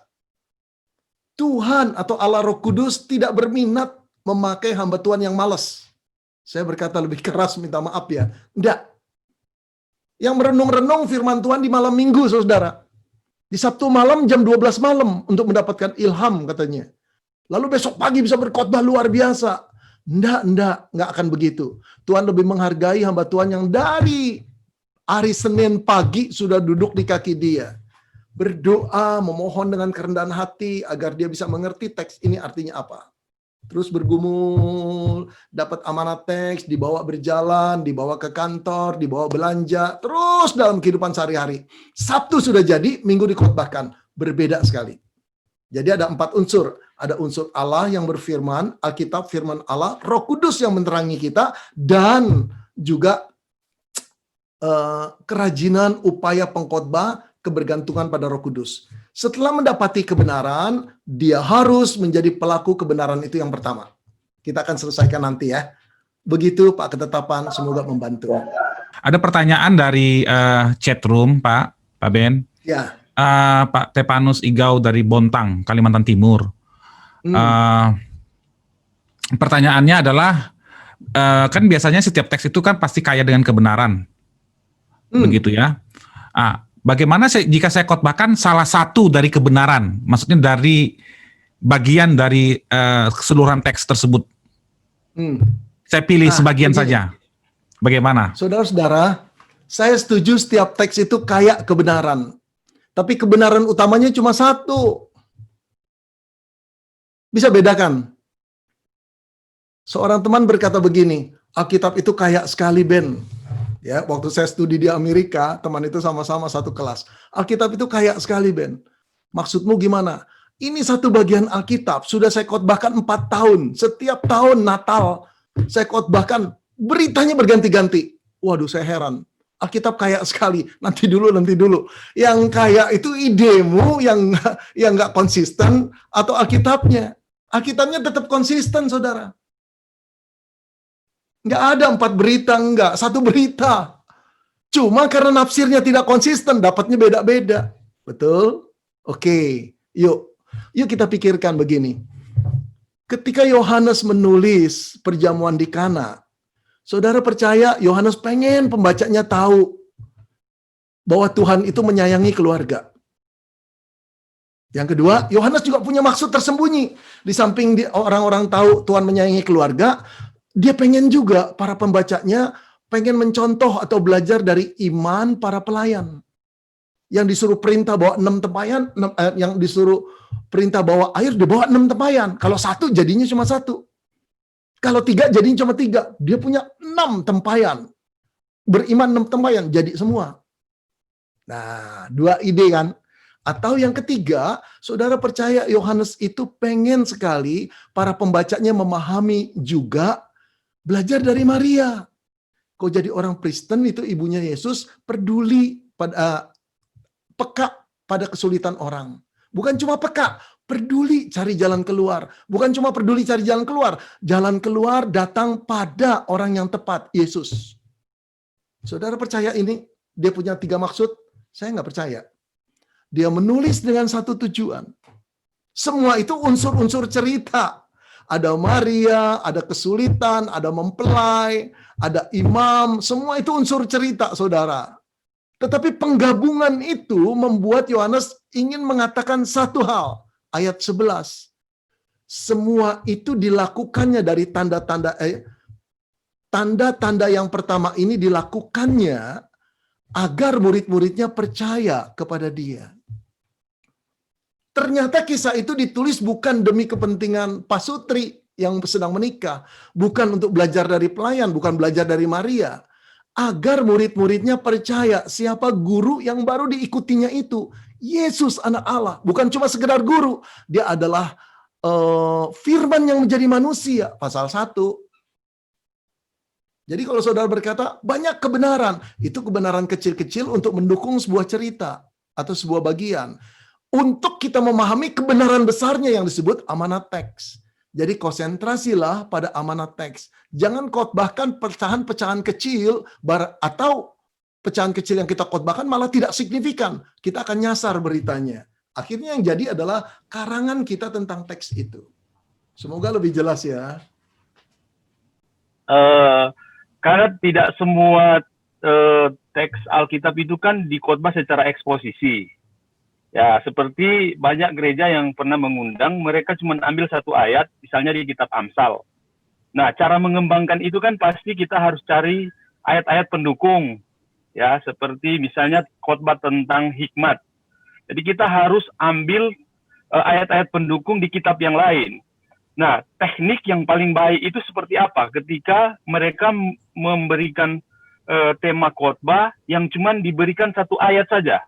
Ya, berkaitan dengan khotbah topikal gitu, cuma satu ayat gitu, Pak Ben. Karena setiap khotbah kan seperti Pak Beni pernah sampaikan, khotbah narasi, khotbah profil tokoh Alkitab sama khotbah kitab puisi itu memiliki teknik tersendiri di dalam berkhotbah. Mohon pencerahannya Pak Pendeta Ben.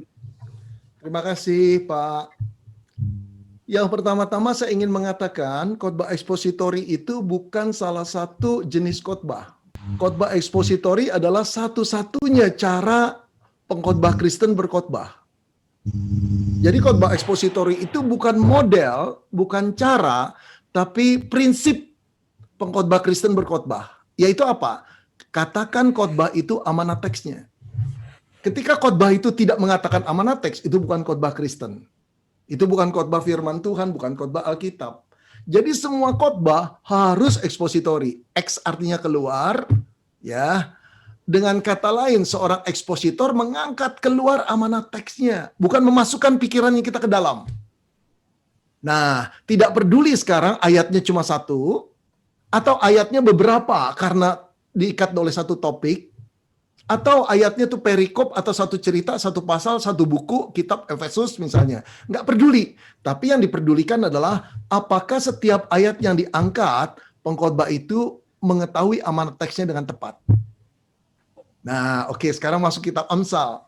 Ketika kita diberikan satu saja ayat Misalnya hati yang gembira adalah obat, tetapi semangat yang patah mengeringkan tulang. Nggak bisa dikarang-karang, saudara. Yang pertama, kita harus menafsir ayat itu seperti si penulis Amsal itu menulis. Maksudnya apa kepada pembaca pertamanya? Tentu saja kita perlu studi, saudara. Ya, perlu studi betul-betul, menyelidiki betul-betul. Sebetulnya hati-hati. Banyak orang mengatakan satu ayat gampang. Kalau satu perikop 10 ayat susah. Di dalam prinsip menafsir Alkitab, semakin sedikit ayat yang kita khotbahkan, semakin kemungkinan salah kita menafsirnya. Ayo saudara, saya memakai perumpamaan ini ya. Kalau saudara mau mengenal diri seseorang, lebih bagus ngobrol sama dia 2 jam atau dia cuma mengucapkan 1 kalimat? Saudara ingin mendapat gambaran tentang orang ini gimana sih? Izinkan dia ngobrol dengan saudara 2 jam. Panjang, lama, cerita dari masa kanak-kanak sampai remaja, jatuh bangun dalam usaha apa-apa, terus sampai dia sukses seperti itu. Saudara kenal, lebih kenal. Daripada cuma 1 kalimat, dia ngomong begini, hidup saya adalah misteri yang saya tidak pernah duga sampai seperti ini. Titik, tafsirkanlah sendiri. Nah, itu berlaku pada saudara cara menafsir Alkitab. Semakin pendek ayat yang kita khotbahkan, semakin kemungkinan besar salah amanat teksnya itu akan terjadi. Oleh karena itu, kita perlu, walaupun kita cuma angkat 1 ayat, kita harus memeriksa ayat sebelumnya dan ayat sebelumnya, sebelum dan sesudahnya. Dengan arti, kita harus cari makna ayat itu di dalam konteksnya. Nah, itu perlu, Pak. Ya, di dalam konteksnya. Ya. Lalu saya berkata juga, Amsal memang kadang-kadang lepas-lepas dari satu nasihat ke nasihat yang lain. Nah, tentu saja setelah ayat itu tidak ada konteksnya, artinya lepas-lepas dengan ayat sebelum dan sesudahnya, kita perlu memeriksa kebenaran yang kita dapati dari nats itu. Hati yang gembira adalah obat, tetapi semangat yang patah mengeringkan tulang. Hati yang gembira adalah obat daripada jiwa, bukan? Nah, kita perlu mengatakan, siapa yang berkuasa? Siapa yang bisa membuat jiwa itu gembira? Harta benda, kekayaan, posisi. Tuhan Yesus berkata, manusia hidup bukan dari roti saja, tapi dari setiap firman yang keluar dari mulut Allah. Berarti, jiwa, hal-hal yang rohani, harus diberi makan rohani, bukan? Yaitu firman, bukan? Kalau begitu, siapa yang membuat jiwa manusia itu menjadi segar? Menjadi penuh kegembiraan? Firman. Kembali ke Sang Pencipta. Nah, kita harus melihat itu, saudara.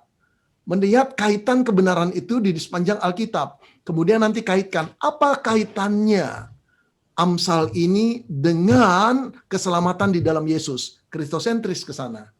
Oke, itu dulu. Ya, Pak Ben, karena saya pikir ini kayaknya kalau kita biarkan terus pertanyaan akan terus mengalir, nggak bisa habis. Saya pikir lebih baik bagaimana kalau Bapak lanjutkan dulu. Teman-teman, Bapak Ibu silakan sekali lagi siapkan pertanyaannya. Tolong disusun dengan baik kalimatnya sehingga saya dengan gampang untuk membaca pertanyaan dari Bapak Ibu. Silakan kirim di chat room. Saya akan memilih dan akan membacakannya. Kemudian kalau ada waktu lebih, baru nanti saya beri ruang untuk bertanya secara langsung. Jadi saya akan memprioritaskan pertanyaan dari chat room terlebih dahulu. Tolong dipilih pertanyaannya yang baik, yang jelas dan tajam ya. Oke, silakan Pak Ben untuk melanjutkan materinya, silakan. Ya. Nah, saudara, kita kembali ke awal. Apa artinya preach the word biblically? Yang pertama, pengkhotbah mengkhotbahkan berita khotbah yang berasal dari amanat teks nats tersebut. Jadi kita udah gali amanat teks tadi kan. Lalu kemudian amanat teks itu dihasilkan dari studi eksegesis. Bagi kita yang pernah mendapat karunia atau menempuh studi pendidikan formal, kita tahu yang disebut eksegesis, yaitu mempelajari satu bagian firman dengan menerapkan prinsip-prinsip penafsiran yang sehat.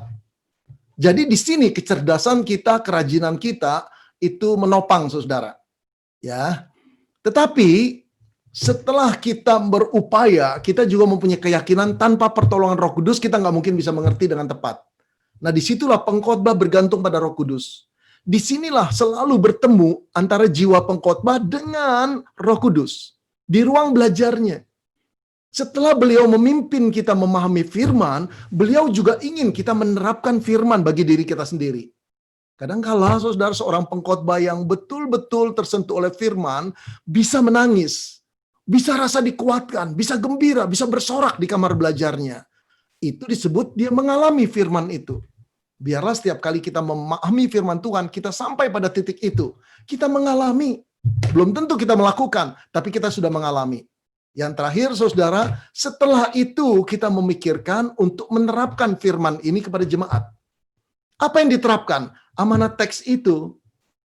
Sebetulnya waktu kita berdiri di mimbar berkhotbah, kita cuma mau mengatakan satu kalimat. Amanat teks itu. Ya, amanat teks misalnya, tetaplah percaya pada Tuhan di tengah-tengah situasi yang menggelisahkan. Kita mau mengatakan itu. Sehingga setelah mereka mendengar kalimat itu, setelah khotbah kita, mereka jadi tenang. Mereka tetap percaya.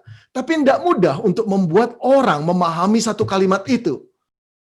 Dia perlu diberi makan secara logikanya, dia perlu disentuh hatinya, dia perlu didorong kehendaknya supaya memutuskan, ya Tuhan, aku mau tetap tenang di tengah-tengah keadaan yang menggelisahkan. Nah, untuk itu saudara, kita perlu memikirkan pendahuluannya bukanya bagaimana.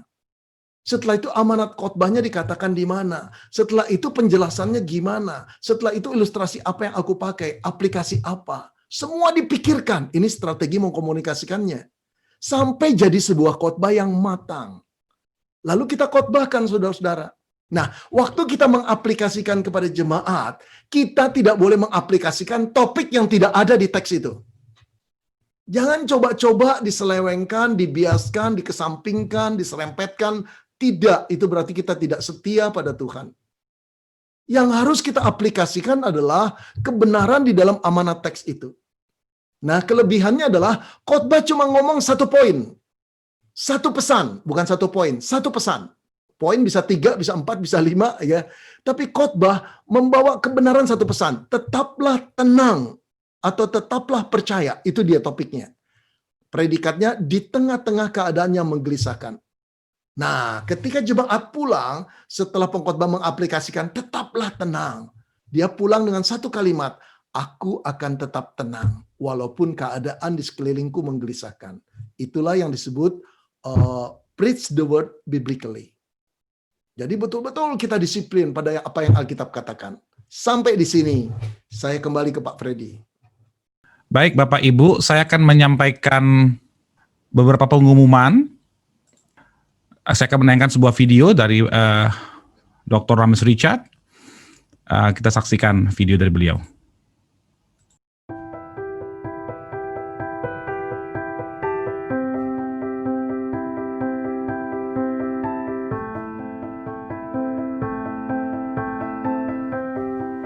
Greetings, GPRO community, Indonesia, a country which God loves so deeply that He has raised you to be an example to the rest of the world on how to serve in a majority context that is not particularly friendly, and yet you, with courage and love and humility, are serving God's people.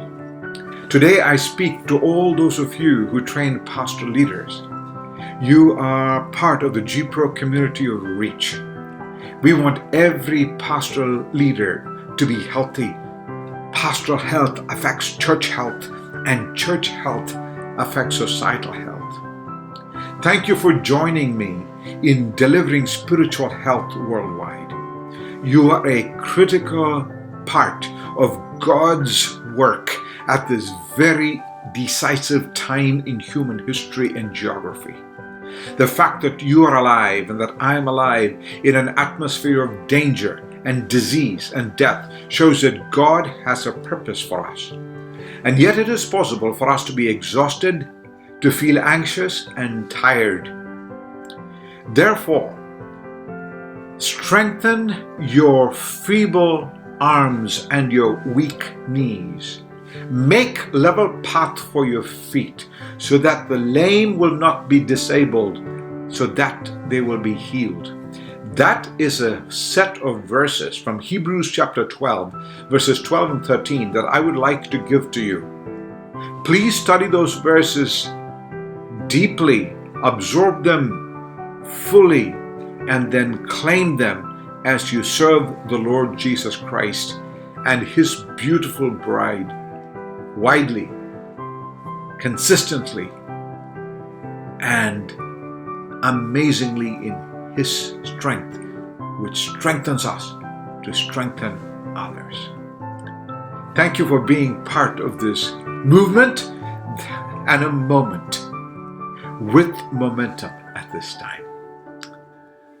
May the Lord bless you. Stay in touch with each other.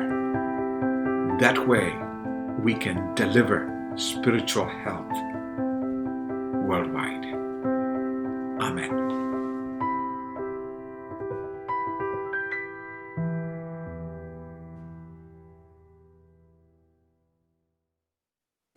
Baik Bapak Ibu, mungkin Bapak Ibu sebagian bertanya-tanya, apakah itu G-Pro ya?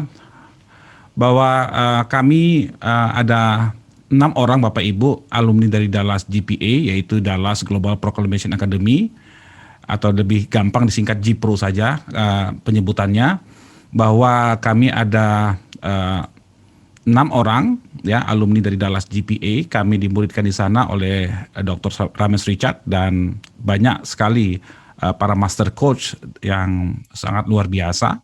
Baik itu dari presiden dari Biola University, presiden dari Dallas Theological Seminary, presiden dari Gordon Conwell, presiden dari Asbury mengajar kami, dan banyak yang lain Bapak Ibu.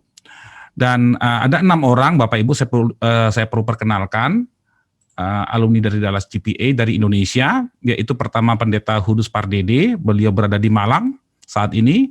Kemudian Pendeta Ardi berada di Bandung dari Gereja Baptis. Kemudian Pendeta Paul Surya, beliau sedang mengambil doktor di Dallas Theological Seminary saat ini. Kemudian Pendeta Yusak Ferry dari Batam, dan saya sendiri di Depok. Berikutnya yang terakhir itu dari Batam juga, Pendeta Paris Palalangan. Ya, untuk Bapak Ibu ketahui, program The G-Pro itu fokusnya adalah penguatan tim pastoral.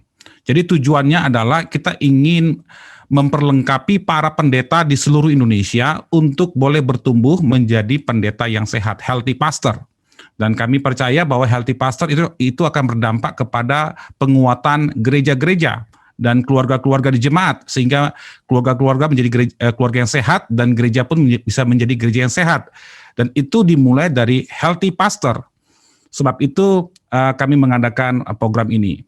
Dan healthy pastor itu ada 4 ukurannya dari G-Pro. Pertama, berpikir secara alkitabiah, kemudian bergaya hidup secara alkitabiah, kemudian berkhotbah secara alkitabiah, dan memimpin secara alkitabiah. Dan Pak Benny Solihin sudah menyampaikan materi yang luar biasa untuk kita tentang khotbah secara alkitabiah. Kami berharap nanti Pak Benny Solihin bisa di kemudian hari bisa memperlengkapi dan memperkaya para hamba-hamba Tuhan untuk bisa semakin mahir, semakin dalam, semakin matang untuk berkhotbah secara alkitabiah. Ya, perlu Bapak Ibu ketahui bahwa program Zoominar kita ini dilakukan 2 minggu sekali setiap hari Jumat ya, Jumat 2 minggu sekali. Berarti kita akan mengadakan kembali Zoominar berikutnya 2 minggu ke depan Bapak Ibu. Ya, saya akan menjelaskan sedikit narasumber kita untuk 2 minggu ke depan. Pada hari Jumat tanggal 30 Oktober dengan tema Amanat Agung Bukan Amanat Bingung. Narasumber kita adalah Pendeta Dr. Sumbut Yermianto. Beliau adalah Ketua atau Rektor STTII Yogyakarta sejak tahun 2012 sampai dengan saat ini. Beliau adalah penerus dari Pendeta Dr. Chris Marantika, ya, senior saya. Ya, undangan akan saya kirimkan nanti melalui WhatsApp grup bahkan secara pribadi kepada Bapak Ibu yang sudah mendaftar dalam Zoominar kali ini. Bapak Ibu akan terima undangannya secara langsung. Baik Bapak Ibu, kami juga menyediakan e-sertifikat ya kepada para peserta yang memerlukannya. Bapak Ibu bisa memesannya, mengirimkan nama lengkap dengan gelar kalau diperlukan, kirim ke WA saya 0812 9694 314 dengan biaya yang tertera 20.000 per orang ya. Bapak Ibu harap mengirimkan memesannya itu dalam waktu 1 sampai 3 hari ke depan ya, kalau Bapak Ibu memerlukannya. Baik, berikutnya Bapak Ibu, bahwa National GPA itu tidak ada sumber dana dari manapun, jadi kita swadaya sendiri. Sampai saat ini tidak ada sponsor dari manapun, hanya swadaya. Jadi kalau ada peserta yang ingin memberkati Bapak Ibu, kami sangat terbuka untuk Bapak Ibu bisa memberikan donasi. Ada nomor rekening di depan, Bapak Ibu bisa screenshot ya. Baik, kita akan masuk kepada pertanyaan. Selanjutnya, saya akan mempersilakan kepada yang sudah resen terlebih dahulu ya. Oke, kali ini saya persilakan kepada Pak siapa? Linus Pratama, silakan untuk bertanya. Oke, terima kasih Pak. Pertanyaan saya singkat. Apakah amanat teks sebuah firman Tuhan itu sama dengan ide utama? Terima kasih Pak. Apakah amanat teks itu sesuai dengan ide utama? Jawabnya sama Pak. Kadang-kadang di buku beberapa pengarang mengatakan amanat teks itu ide eksegetika. Ada yang mengatakan ide besar, ada yang mengatakan kebenaran teks. Semuanya sama. Saya mempergunakan amanat teks. Oke. Pak Freddy minta maaf, satu pertanyaan lagi. Saya harus pelayanan di jam 9 ini, ada KKR buat anak-anak muda. Oh, oke. Waktu terbatas ya. Oke. Sorry, Pak Farley ya, yang sudah raise hand. Silakan. Baik, terima kasih Pak. Selamat malam Pak Freddy. Selamat malam juga Pak Benny dan yang lainnya. Pertanyaan saya singkat. Selain toh khotbah ekspositori, topikal dan tekstual, apakah ada khotbah yang digolongkan khotbah kategori yang lain? Kemudian yang berikut pertanyaan saya ialah, setelah kita menemukan amanat teks atau tema utama atau ide utama, kita kan akan breakdown dalam poin-poin besar. Nah, idealnya poin dalam satu pembahasan khotbah ekspositori itu berapa poin? Apakah 3 cukup atau bisa lebih? Yang idealnya seperti seperti yang Bapak terangkan, atau kira-kira ketika kita menemukan ide utama, kita akan uraikan atau jabarkan dalam berapa poin secara ideal. Terima kasih, itu aja Pak. Tuhan memberkati. Terima kasih. Nah Pak, dulu pembagian khotbah itu seperti itu, khotbah tekstual, topikal, dan ekspositori. Lalu campur lagi khotbah biografi atau biographical sermon, ada lagi narasi. Sebetulnya begini Pak, 30 tahun terakhir ini para ahli termasuk John Stott gitu ya, tidak lagi memakai pengklasifikasian seperti itu. Seperti yang saya sudah katakan, termasuk Bapak Hayden Robinson, khotbah itu harus ekspositori. Karena ekspositori bukan salah satu tipe khotbah atau model khotbah. Ekspositori adalah satu-satunya prinsip orang Kristen berkhotbah, yaitu jangan katakan yang lain, tapi amanat teksnya dikatakan. Kalaupun kita tekstual, topikal, nggak boleh asal-asalan, semua harus ekspositori. Sehingga jadilah sekarang khotbah ekspositori yang bersifat tekstual, khotbah ekspositori yang topikal, khotbah ekspositori yang biographical, gitu loh. Ya, semua harus ekspositori. Nah, yang kedua, setelah mendapatkan amanat teks, kemudian kita membuat amanat khotbah, berapa poin? Nggak ada keharusannya. Nggak ada keharusannya. Bahkan, saudara, poin-poin di dalam khotbah kita itu cuma salah satu alat mengkomunikasikannya. Bedakan. Waktu menafsir, kita harus mendapati amanat teks secara ketat. Waktu mengkomunikasikannya, kita bisa memakai berbagai cara. Bisa jadi nggak ada poinnya, Pak.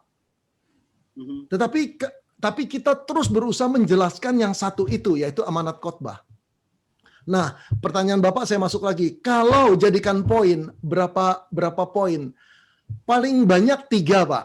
4 poin sudah membingungkan, 5 poin nggak bakal diingat. Tapi kalau bisa satu khotbah 1 poin itu bagus sekali. Oh, kalau 1 poin apa itu, Pak? Amanat khotbahnya saja. Nah, gitu ya. Nah, tadi ada saudara yang berkata, bagaimana kami bisa mendapatkan khotbah yang amanat teksnya jelas, benar. Saya memberanikan diri deh ya. Coba saudara lihat khotbah-khotbah saya di YouTube. Di dalam link Indonesia Preaching Ministry.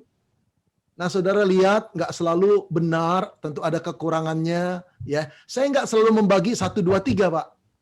Nggak ya. Kadang-kadang mengalir begitu saja, tapi secara sistematis. Coba saudara buka di Indonesia, di YouTube Indonesia Preaching Ministry. Semoga saudara bisa belajar di sana ya. Oke. Pak Baik, Freddy, terima kasih. minta maaf saya harus quit. Terima kasih.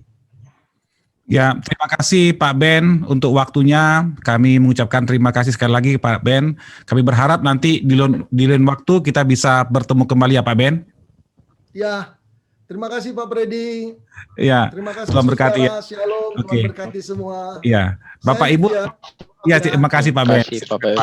Bapak Ibu, kita akan berfoto bersama sebentar, dan saya mempersilakan Bapak Ibu untuk menyalakan kameranya. Kita akan berfoto bersama, dan nanti juga saya minta salah seorang akan berdoa. Saya minta Pak Ardi, Pendeta Ardi, boleh menutup dulu di dalam doa. Kemudian setelah itu kita akan berfoto bersama. Silakan Pak Ardi. Ya, baiklah, mari kita berdoa. Tuhan Allah Bapa kami, Tuhan kami sangat berterima kasih dan bersyukur kepadamu. Dalam malam hari ini kami dapat meluangkan waktu kami, mempersembahkannya kepadamu untuk membuka diri kami mendengar suara-Mu ya Tuhan. Kiranya Tuhan, tanggung jawab yang Kau berikan kepada kami untuk mengajarkan dan mengkhotbahkan, komunikasikan firman-Mu sungguh-sungguh setia Tuhan kepada maksud-Mu ya Tuhan. Dan berilah kami hikmat untuk dapat menyuarakannya di dalam suatu pemahaman sesuai dengan para pendengar kami, apa yang Engkau maksudkan ya Tuhan, bukan apa yang kami maksudkan, karena kami ini adalah hanya alat bagi-Mu ya Tuhan. Kami ingin terus semakin mengecil dan biarlah Engkau semakin besar daripada apa yang kami lakukan, terlebih Tuhan dari setiap khotbah, renungan, pengajaran yang kami sampaikan ya Tuhan. Syukur atas hamba-Mu, Pak Beni Solihin yang telah menyampaikan pengajaran kepada kami. Kami berdoa Tuhan, kiranya hanya kebenaran-Mu sajalah yang dapat kami terima dan kami praktekkan dalam kehidupan kami. Dan Tuhan, kami mohon Tuhan, kemurahan-Mu dan berkat-Mu, damai sejahtera dan pertolongan daripada-Mu untuk hamba-Mu semua yang telah bergabung bersama-sama pada malam hari ini. Lindungilah kami daripada segala macam mara bahaya maupun sakit penyakit. Dan tolong Tuhan terus pakai kami dengan cara-Mu yang ajaib untuk melayani kerajaan-Mu Tuhan dimanapun Kau menempatkan kami. Terima kasih ya Tuhan. Serahkan semua yang kami lakukan untuk kemuliaan nama-Mu saja. Di dalam nama Yesus Kristus kami berdoa. Amin. Terima kasih Pak Pendeta Ardi. Bapak Ibu, sekali lagi saya ingatkan sebelum kita berfoto bahwa kita akan mengadakan kembali Zoominat 2 minggu ke depan. Bagi Bapak Ibu yang sudah memiliki nomor HP saya, silakan nanti japri. Saya juga pasti akan mengirimkan linknya kepada Bapak Ibu ya untuk pendaftaran. Baik, kita akan berfoto bersama. Silakan Bapak Ibu, mikrofonnya dinyalakan. Mikrofonnya, videonya Bapak Ibu ya. Videonya boleh dinyalakan. Masih ada yang mati. Silakan kita akan berfoto bersama ya. Kita akan berfoto bersama ya. 1, 2, 3. Ya, siap. Saya sambil ada backup nih. Siap, boleh lihat kamera semua senyum. Oke, next Bapak Ibu ya, next.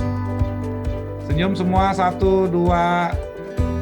Pak Yakub Tambunan itu tangannya ketutupan Pak, nutupin kamera Pak, siap. Lagi. Senyum, 1, 2. Oke, sekali lagi.